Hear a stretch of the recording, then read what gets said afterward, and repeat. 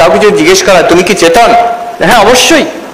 কিন্তু আমরা কি মনে করি আমি শরীর মন চৈতন্য সব মিশিয়ে একটা খিচুড়ি, I am a body with consciousness. আমি কখনো সেটা মনে করি না যেটা ঠাকুর বলতে চাইছেন, your consciousness with a body. এটা খুব সুন্দর কথা আছে, আমার ভালো লাগে, কে বলেছিল জানি না। We think we are human beings in search of spiritual experience. The truth is we are spiritual beings having a human experience. একটা বিরাট একে বলে প্যারাডাইম শিফট। আমি নিজের বিষয়ে কনসেপশনটা একদম পাল্টে নিচ্ছি। এই পাল্টে নেওয়ার মানেটা হচ্ছে আধ্যাত্মিকতা, এইটাই হচ্ছে জ্ঞান। ঠাকুরের প্রথম উপদেশ অ্যাকর্ডিং টু হুম? স্বামী ব্রহ্মানন্দ। ঠাকুরের প্রথম উপদেশ, আমি হচ্ছি চৈতন্য, কনসিয়াসনেস। কিন্তু কোন কনসিয়াসনেস? এখনই তো চৈতন্য বলে বুঝতে পারছি, কিন্তু এই যে এই চৈতন্যটা মনের সঙ্গে জড়িয়ে আছে, চিন্তা ভাবনার সঙ্গে। এতে কি লাভ হলো?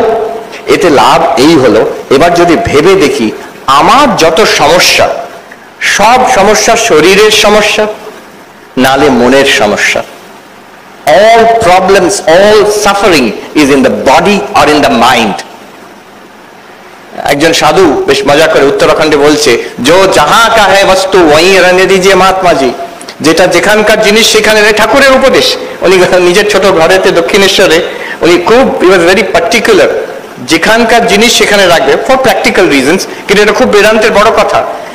যেই আমি নিজেকে চৈতন্য বলে বুঝতে পারলাম, অন্তত একটা ধারণা হলো, এবার নেক্সট হচ্ছে যেখানকার জিনিস সেইখানে রাখো।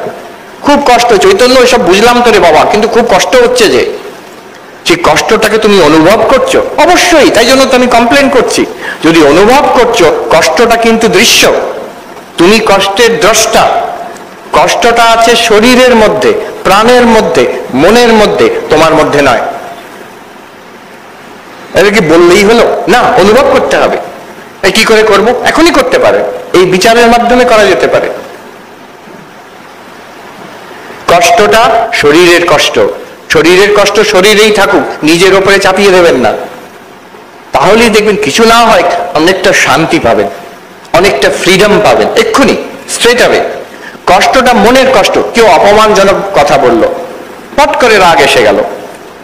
এই অপমান, রাগ, একটা জ্বালা, সেটা কোথায় আছে?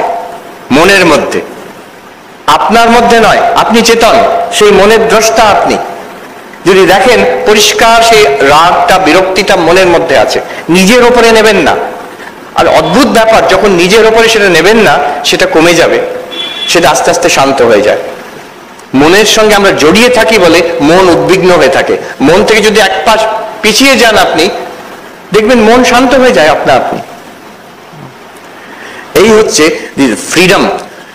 মৃত্যু কার আছে? শরীরের। চৈতন্যের মৃত্যু নেই। জন্ম শরীরের, বার্ধক্য শরীরের, মৃত্যু শরীরের। চৈতন্যের জন্মও নেই, বার্ধক্য নেই, মৃত্যুও নেই। এর হচ্ছে অনেক বিচার আছে, আমি ওর মধ্যে ঢুকছি না। মান, অপমান, বিরক্তি, দুঃখ, কষ্ট কার আছে? মনের আছে, চৈতন্যের নয়। চৈতন্য যদি আমি দেখি, তখন ঠাকুরের মতন বলতে পারবো যে ও শালা ধরে নিয়েছে। ওখানে ঠাকুর কখনো বলছেন না যে শরীরের কষ্ট হচ্ছে না। মৌসানজি মহারাজ কখনো বলছেন না যে আমার শরীরে কষ্ট নেই। ঠিক বলেছ, শরীরে কষ্ট আছে, আমার কষ্ট নয় সেটা। উনি ভক্তির ভাষায় বলছেন, ভগবান কষ্ট দিচ্ছেন না আমাকে। এই তো শরীরের নেচারের একটা প্রকৃতি, চলবে এটা।